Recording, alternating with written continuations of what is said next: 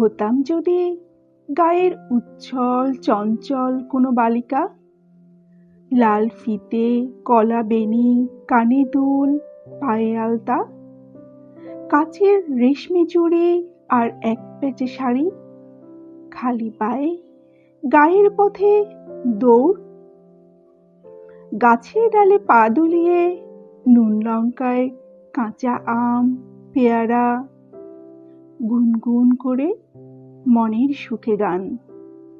ইস, কি মজাই না হতো।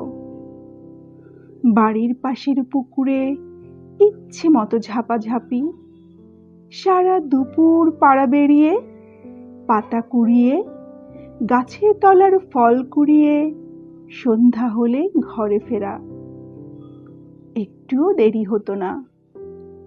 ফেরার পথে হাতে লালির দড়ি, কোলে ছোট্ট ছাগল ছানা। সন্ধ্যা প্রদীপে বসে মা দাদির কাছে রাজপুত্তর রাজকুমারী আর ঘুটে কুড়ানের গল্প শোনা। না, আমার সে রূপকথার জানা হলো না।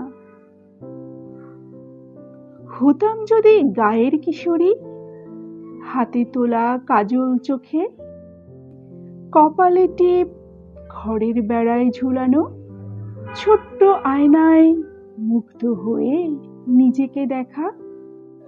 লেস ফিতার ডাক শুনতে পেলে মাকে বলে কিনে নিতাম আলতা, চুড়ি, কানের দুল, নাকের নোলক। হলো না, লেস ফিতাকে আমার আর ডাকা হলো না। কাচের বাক্সে কানের দুল আর সাদা ঝোলায় কি লুকোনো আমার আর দেখা হলো না। ডাকটাই শুধু শোনা হলো, লাল ফিতায় আর চুল বাঁধা হলো না।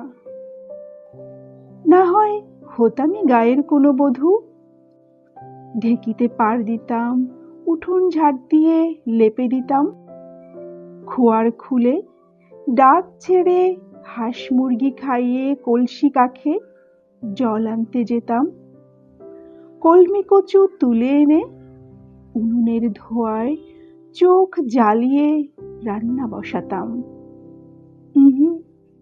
তাও হলো না, কিছুই হওয়া হলো না।